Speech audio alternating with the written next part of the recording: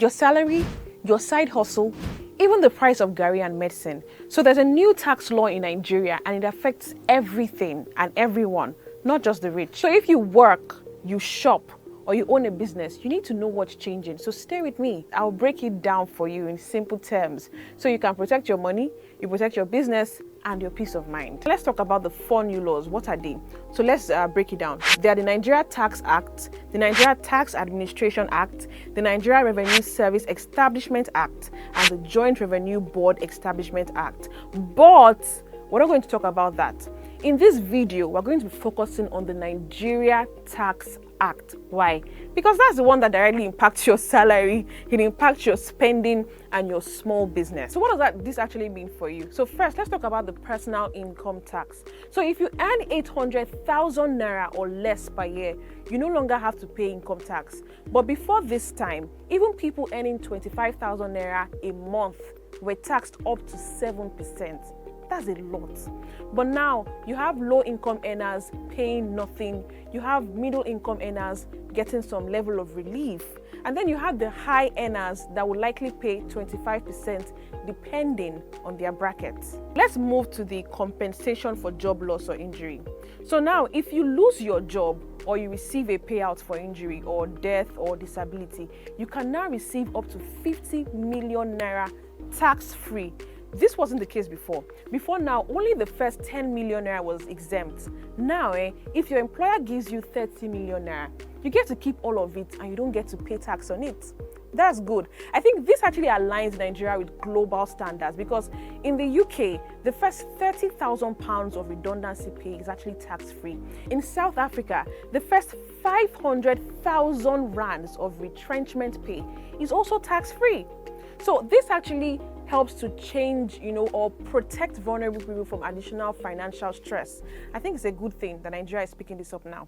Now, third, let's talk about residency and tax status. So now, it's clearly stated because now if you live, you work, or you have close economic ties in Nigeria, you are now clearly defined as a tax resident.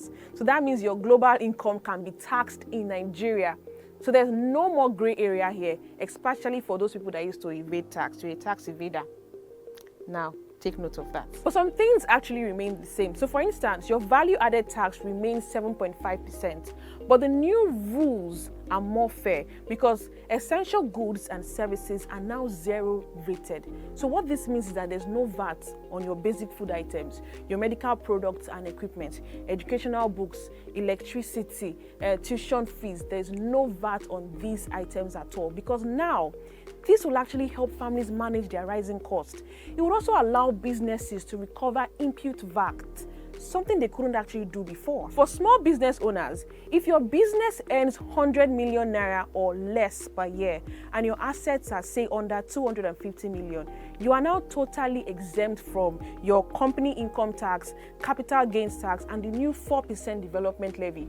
But for larger companies, your company income tax remains at 30%. Your capital gains tax is also 30% to prevent tax avoidance. But the new development levy replaces older ones like the tertiary education fund and even the IT levies. With this now, the message is actually very clear. Small businesses can now get some breathing room and big companies get to pay more. What does this actually mean for compliance and tax penalties? So tax penalties have actually increased now. If you fail to file your tax returns, that's 100,000 naira in the first month and 50,000 naira for every month after. But if you award contract to vendors who aren't tax registered, that's a 5 million naira fine. So you have to be sure that the vendor you are giving that contract to is actually tax registered, or else that's on you. So after all this, what do you need to do next? So if you're an employee, please review your pay slip and make sure you're not taxed if you earn under 800,000 naira per year. And if you own a business, please register your business properly. You need to stay compliant to avoid penalties of any kind at all. And if you're a buyer or you're even a consumer, please know your rights. So if someone charges you VAT on electricity or basic food, you already know that there's a problem. So speak up. make sure you know your rights, because nobody should charge you VAT on essential items. These changes will actually go into effect from January 2026, that's next year. But now is the time to understand them, plan ahead, and protect your future, because this isn't just about tax, guys.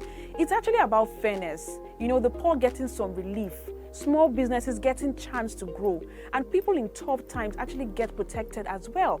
All this won't happen if you don't know your rights and you don't know that this is actually available for you. So that's it for now, but please make sure you save this video, share it with someone who needs it. Please subscribe to this channel for more informative and educative breakdowns as it affects the job market like this.